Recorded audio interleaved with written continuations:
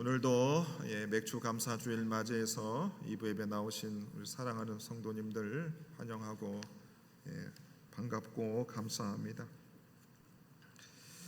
오늘 말씀의 제목은 땅이 스스로 열매를 맺대라는 제목으로 우리 맥주 감사 주일 2부 설교를 하겠습니다. 여러분, 이 맥주 감사 주일은 사실 이스라엘에는 세 개의 큰 명절이 있었습니다. 그 중에 하나가 바로 이 맥주절이라고 하는 것입니다. 6월절 이후에 봄철 농사의 결실인 밀과 보리를 수확한 후에 하나님 앞에 드리는 절기가 바로 맥주절이었습니다. 그래서 그들은 하나님 앞에 바로 이 밀의 첫 수확을 하나님 앞에 올려드리면서 하나의 농사의 시작과 중간에 하나님 앞에 감사하는 중요한 의미를 가지고 있습니다. 사실 이 맥주 감사 주일이 바로 이 한국 땅에 좀 들어와서 그 의미가 구약에 있는 내용과는 조금은 변경되었습니다. 그래서 한국교회에서 우리가 맥주 감사 주일로 지킬 때는 우리가 1월부터 6월까지 이 상반기 동안 전반기 동안 우리 삶에 부어주신 하나님의 은혜와 돌보심에 감사하는 절기로 우리가 지키게 되는 것입니다. 그래서 우리가 오늘 지난 1월부터 6월까지 여러분들의 삶을 한번 생각해 보시고 하나님께서 우리를 얼마나 돌보시고 지키셨는가를 생각하며 감사하는 시간들이 되기를 바라겠습니다. 자, 감사하는 주일입니다. 그런데 하나님, 나는 하나님 앞에 감사할 게 없습니다. 이렇게 말할 수 있는 분들이 있을 겁니다. 땅 한 평 없는 내가 무엇을 농사를 지어서 하나님 앞에 감사를 드리겠습니까? 나의 2025년도 1월부터 6월까지는 오히려 작년보다 그 전보다 더 많이 어려운 한 해였습니다. 삶의 열매가 있기보다는 오히려 있던 것도 까먹은 시간들이었습니다. 그래서 하나님, 내가 전반기를 생각하면 하나님 앞에 오늘 맥주 감사 주일 맞이해서 하나님 앞에 감사하지 못할 것 같습니다. 그럴 수 있습니다. 누가복음 17장에 보면 10명의 나병 환자들이 예수님의 이름으로 그들이 고침을 받았습니다. 그런데 그 중에 9인 감사하지 못했습니다. 예수의 발 아래 엎드려 감사하니 이는 사마리아 사람이라. 예수께서 대답하여 이르시되 10사람이 다 깨끗함을 받지 아니하였느냐? 그 9은 어디 있느냐? 10명의 사람이 나병에서 고침을 받았습니다. 당시의 나병은 사람들과 같이 살아갈 수 없었습니다. 격리되어 살아가야 됐습니다. 외롭고 쓸쓸하고 고통스러운 시간들을 보냈던 사람들이 예수님을 통해서 고침을 받았으니 얼마나 감사한 일입니까? 그런데 사마리아 사람 한 사람만 하나님 앞에 예수님께 감사하고 9명의 사람들은 감사하지 못했습니다. 우리가 가만히 보면 하나님을 믿고 살아가도 우리가 하나님 앞에 참 감사하지 못할 때가 많다는 생각을 하게 됩니다. 자, 그래서 우리들이 전반기를 가만히 생각하면 눈에 보이지 않은 큰 성과나 열매가 없으니 당연히 하나님, 내가 감사하기 좀 어렵습니다. 이런 마음이 우리 안에 들어올 수 있습니다. 또 어떤 경우에 우리가 잘 감사하지 못할까를 생각하면 어떤 분은 내가 생각했던 것보다 더 큰 열매들과 성과들을 전반기에 내신 분들도 있을 것입니다. 근데 문제는 그 열매를 맺었을 때에 그것은 내 힘과 내 능력으로 내가 이런 결과들을 내었다라고 하는 교만함이 우리 안에 생겨날 수 있다는 것입니다. 신명기 8장 17절에 보시면 그러나 내가 마음에 이르기를 내 능력과 내 손의 힘으로 내가 이 재물을 얻었다 말할 것이다. 하나님을 모르는 많은 사람들이 많은 성과를 내면서 내 능력으로 내 손의 힘으로 내가 이런 성과를 냈다 그러면 그런 사람들은 어떻습니까? 자신감이 있죠. 아니, 자신감을 넘어서서 사람들 앞에 스스로를 뽐내고자 하는 경향들이 있습니다. 교만한 모습이 있습니다. 하나님 믿고 살아가는 우리들도 내 능력과 내 손의 힘으로 내가 이런 열매를 얻게 됐다. 그래서 자신감을 가지고, 근데 그것을 하나님 앞에 감사해야 되는데 오히려 그 영광을 내가 가로칠 때가 있다라는 것입니다. 창세기 11장 4절에 보면 바벨탑을 짓는 사람들이 이렇게 이야기를 합니다. 또 말하되 자 성읍과 탑을 건설하여 그 탑 꼭대기를 하늘에 닿게 하여 우리 이름을 내고 우리의 이름을 내자 그러는 겁니다.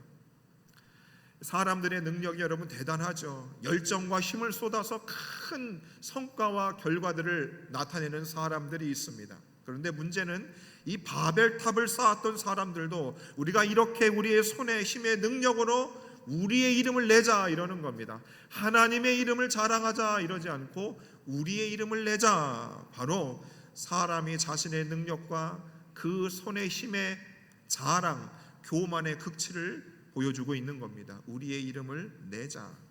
그러니 여러분 하나님 앞에 감사할 길이 없는 것입니다. 오늘 여러분 예배를 드리시면서 여러분 어떠십니까?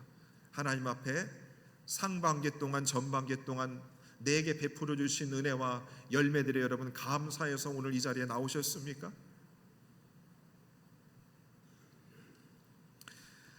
자, 가시적인 열매를 맺지 못해서 자신의 부족함 때문에 힘들어하고 감사하지 못하는 우리를 향해서, 또 내 힘과 내 능력으로 내가 많은 열매를 맺어 스스로 교만해 하나님 앞에 감사하지 못하는 사람들을 향해서 오늘 성경은 저와 여러분들에게 이렇게 말씀을 주시고 있습니다.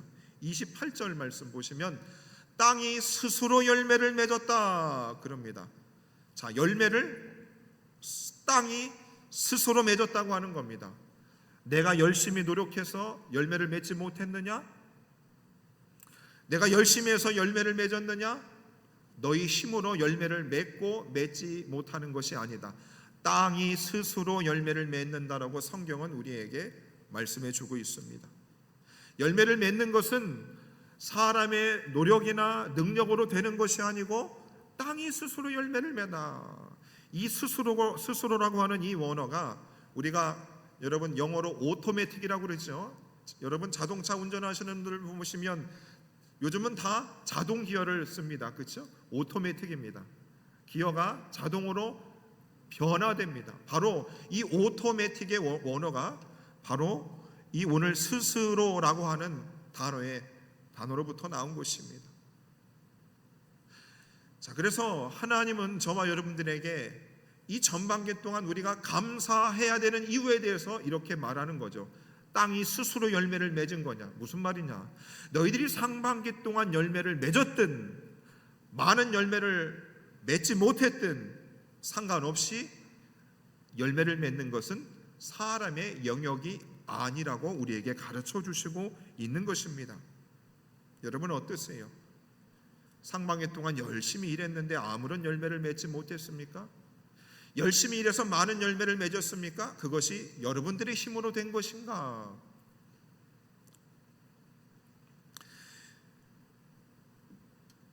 오늘 이 본문의 말씀은 사복음서 중에 유일한 본문입니다. 다른 복음서에는 나와 있지 않는 본문입니다. 오늘 이 본문의 말씀은 바로 우리들에게 하나님께서 자라게 하시고 열매 맺게 하시는 것에 대한 신비를 우리에게 가르쳐 주시는 겁니다. 농부가 씨앗을 심었지만 씨앗이 싹을 틔우고 자라 열매를 맺는 과정은 인간의 통제 밖에 있다는 겁니다. 밤낮 자고 깨고 하는 중에 씨가 자라나서 어떻게 그리 되는 것을 너희가 알지 못하지 않느냐? 이것은 신비한 것이다 라는 것을 우리에게 가르쳐 주시고 있는 것입니다. 여러분 길을 걸어가다가 시골에 길가에 있는 들꽃을 보십시오. 아무도 손을 대지 않습니다. 그런데 들꽃이 때가 되면 꽃을 피웁니다. 아주 아름답게 꽃을 피웁니다. 사람의 손길이 하나 닿지 않았는데 길가에 들꽃이 아름답게 꽃을 피웁니다. 여러분 집에서 화초를 키우신 분들이 있을 것입니다.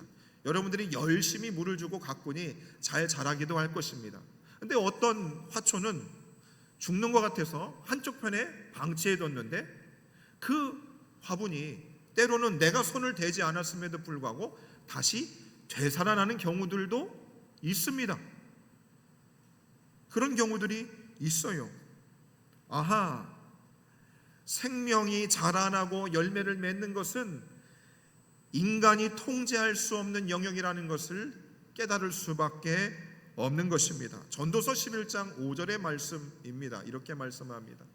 바람의 길이 어떠함과 아이 벤 자의 태에서 뼈가 어떻게 자라는지를 내가 알지 못함 같이 만사를 성취하시는 하나님의 일을 내가 알지 못한다. 자, 바람의 길이 어떠함을 우리가 알지 못합니다. 그렇죠? 자, 아이 벤 자의 태에서 아이가 뼈가 어떻게 자라는지를 임신한 임산부도 알 길은 없습니다. 분명히 내 안에 아기가 있습니다. 근데 그 아이가 뼈가 어떻게 자라는지는 누가 하시는가? 하나님이 뼈를 자라게 하시고 성장케 하신다는 것입니다. 그래서 여러분, 진정한 농부들은 압니다. 자신이 씨앗을 뿌리는 일만을 할 뿐이지 그 씨앗에 생명을 불어넣고 자라 열매를 맺게 하시는 분은 바로 하늘에 계신 하나님이 하신다는 것을 진정한 농부들은 알게 되는 겁니다. 여러분, 사회에서 인생을 통해서 큰 성과를 내신 분들 보면 진짜 큰 성과를 내신 분들은 압니다. 이 모든 큰 성과는 내 능력으로 낸 것이 아니고 나와 함께 해준 나의 직원들과 나와 함께한 동료들 때문에 가능했습니다. 그리고 그것보다 더 바로 하늘이 나를 도와주었기 때문에 내가 이런 열매들을 맺을 수 있었습니다 라고 고백하는 것을 보게 됩니다. 여러분 어떠세요? 인생을 살아보니까 보십시오. 내가 열심히 살았다고 해서 많은 성과를 내는 해도 있었고, 내가 그냥 적당히 살았는데 내가 생각했던 것보다 더 많은 결실을 맺는 해들이 있었습니다. 아하, 우리는 깨닫는 거죠. 자라게 하시고 내 인생의 열매를 맺게 하는 것은 내 영역이 아니라는 겁니다. 여러분, 법관이 되고 싶어서 사법고시를 10수년간 준비를 해도 시험에 합격하지 못하는 분들이 있습니다. 아하, 시험 공부하는 건 내가 하지만 그 합격하는 것은 내 손에 달려있지 않다는 것을 사람들은 압니다. 사람들이 응급실에 앰뷸런스를 타고 갑니다. 의사는 내일이면 죽는다고 그랬습니다. 그런데 죽지 않고 몇 년 동안 계시다가 세상을 떠납니다. 아하, 사람의 생명도 살고 죽는 것도 사람의 영역에 있지 않다는 것을 깨닫게 되는 것입니다. 그래서 여러분, 우리들이 전반기를 열매를 맺었든 열매를 맺지 못했든 그거와 상관없이 아하, 자라고 열매를 맺는 것의 주체가 하나님께 있기 때문에 우리는 하나님 앞에 감사할 수 있어야 한다는 것이죠. 시편 65편 9절에 보시면 이런 말씀이 있습니다. 땅을 돌보사 물을 대어 심히 윤택하게 하시며 하나님의 강에 물이 가득하게 하시고 이같이 땅을 예비하신 후에 그들에게 무엇을 주신다? 곡식을 주신다 그럽니다.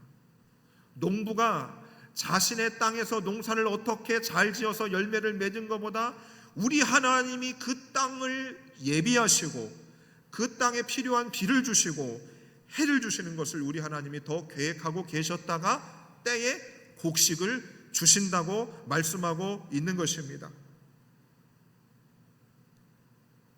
뿌리는 일은 사람이 하지만 열매를 맺게 하시는 일은 오직 하나님이 하시는 겁니다.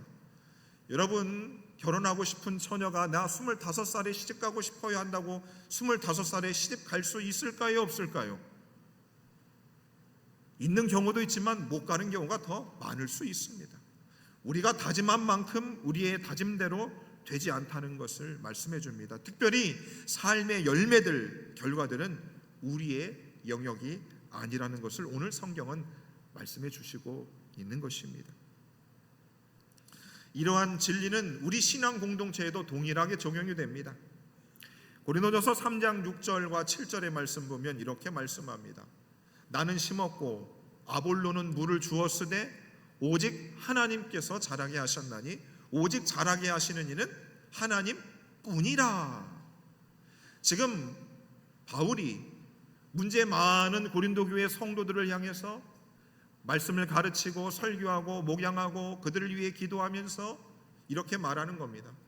아볼로는 물을 주고 나는 그들을 심었어도 그들이 영적으로 성도들이 변화되어지고 하나님의 사람으로 바뀌어지는 일은 내 영역이 아니라는 겁니다. 누가 하시는가? 오직 하나님뿐이라고 하는 것입니다. 오직 하나님뿐이라고 하는 겁니다. 여러분 자식들을 보십시오. 여러분들이 열심히 낳고 기르고 키우시지 않습니까? 자녀들이 다 잘 되기를 바라시지요. 무자식의 상팔자입니다, 목사님. 다 잘 되기를 바라고 있습니다. 그런데 자식이 내 맘대로 안 되는 걸 여러분 정말 살면서 느끼셨을 것입니다. 자, 그런데 만약에 오늘 이 바울이 고백한 것처럼 나는 심었고 물을 아볼로가 주었지만 오직 자랑이 하시는 하나님뿐이시고 그것을 인정한다고 하면 어떨까요? 부모님이 자식 때문에 근심하고 걱정하고 염려하는 것을 많이 내려놓을 수 있을 것입니다. 어떠세요? 여러분 우리 신앙 공동체가 성장하고 가정이 평안하고 자녀들이 자라나고 맡겨진 사역의 열매를 맺는 모든 것은 우리의 수고와 노력이 있지만 그것을 넘어서서 열매는 하나님께서 우리에게 허락해 주신다는 것입니다. 그것을 우리가 인정할 수 있어야 되는 것입니다. 여러분 밤에 잠들 잘 주무십니까? 어떠세요? 저도 예전에 한번 자면 참 잘 잤습니다. 뒤척이는 일이 거의 없이 참 잘 잤습니다. 근데 요즘엔 조금 일주일에 한 번은 잠을 잘 못 자는 것 같습니다. 왜 그럴까? 그러니까 이유를 잘 모르겠습니다. 그럼 우리 성도님들 걱정 때문에 잠을 잘 못 자는가? 그렇지도 않습니다. 여러분들 보면서도 제가 웃으면서 활짝 여러분들을 대할 수 있는 이유가 무엇인지 아십니까? 하나님, 내가 이분들을 위해서 새벽마다 눈물 흘리며 기도는 합니다. 이분들의 마음이 바뀌고 신앙이 바뀌고 주님을 향한 열심들이 바뀌는 것은 그거는 내 소관이 아닙니다. 그거는 하나님 소관입니다. 그거를 주님 앞에 맡겨드리니까 제 마음이 평안한 것입니다. 여러분 자식 둘밖에 제가 없습니다. 근데 그 자식들 생각하면 인간적으로 생각하면 캄캄할 수 있습니다. 그런데 어떻게 하냐? 그냥 하나님 앞에 자녀를 위해서 기도만 하지 그 결과들에 대해서는 하나님이 순적하게 인도해 주실 것을 그냥 맡기고 하나님 앞에 살아가는 것입니다. 오늘 본문 27절에도 보시면 이렇게 말씀하며 그가 밤낮 자고 깨고 하는 중에 씨가 나서 자란다. 어떻게 되는지 모른다는 겁니다. 여러분 전반기 동안 열심히 살았잖아요. 그런데 밤에 결과가 어떻게 날까 여러분 전전긍긍한다고 그 결과가 바뀌지 않습니다. 여러분 자라게 하시고 열매 맺는 것은 하나님이 하시는데 언제 하시는가? 우리가 잘 때도 우리가 깨어 있을 때도 우리의 상관없이 하나님이 자라게 하시고 열매를 맺게 하신다는 것을 믿으시기를 바랍니다. 그러니까 여러분 너무 염려하는 것 때문에 근심 때문에 그것이 잘 열매를 맺을까 맺지 않을까를 가지고 여러분 너무 걱정하지 마시라 이겁니다. 자고 깨는 중에 하나님이 자라게 하시고 열매 맺게 하신다는 겁니다. 하나님이 우리가 자고 있을 때도 눈 뜨고 일하고 계신다는 것을 우리에게 말씀해 주시고 있는 것입니다. 그래서 시편 37편 5절은 이렇게 말씀하죠. 내 길을 여호와께 맡기라. 그를 의지하면 그가 이루시고. 자, 그 일을 이루려면 누군가 일을 해야 되는데 누가 이루신다? 하나님이 이루신다 말씀하고 있는 것입니다. 말씀하고 있어요. 빌립보서 4장 6절과 7절의 말씀 유명한 말씀입니다. 자, 염려하지 말고 기도해라. 하나님께 아뢰라.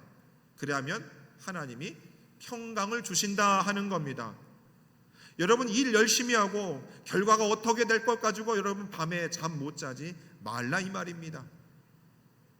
너희들이 자고 있을 때에도 내가 잘하게 하고 있고 일하고 있으니 걱정하지 말라는 겁니다. 에덴교회 목회를 하면 할수록 제가 크게 깨닫는 것은 무엇이냐? 제가 이리 뛰고 저리 뛰고 성도님들 붙들고 제발 좀 잘합시다 이렇게 한다고 안 되라 이 말입니다. 제가 여러분들 만나고 앉혀놓고 제가 운 적도 수차례 있습니다. 그 성도님들 보면서. 근데 다음 주 되면 똑같아요. 그러면 속으로 내가 운 거는 뭔가, 울어가지고 진이 너무 빠졌는데 내가 울 필요가 있을까? 그런데 하나님이 그러는 겁니다. 네 운다고 안 된다. 네가 그 성도님들 붙든다고 될 것 같으냐? 안 된다. 그래서 깨달은 것은 새벽에 하나님 앞에, 하나님 내가 이분들 위해 기도합니다. 하나님이 알아서 변화시켜 주시고 자라나게 하시고 열매 맺게 해 주십시오. 이렇게 기도하고 하루를 신나게 사는 겁니다. 여러분, 사는 게 갈수록 어렵습니다. 남은 생애를 어떻게 살 것인가를 여러분 가만히 생각해 보십시오. 하나님 앞에 감사하기는커녕 하루하루 살아가는 것이 짐이 되고 부담스러운 일이 한두 가지가 아닐 것입니다. 여러분 어떻게 살 것인가를 생각하면 밤낮 깨는 중에 자라게 하시는 그 하나님을 우리가 의지하지 않으면, 그분을 꼭 붙들지 않으면 여러분 하루하루 살아가는 일들이 너무 힘겨울 수밖에 없는 것입니다.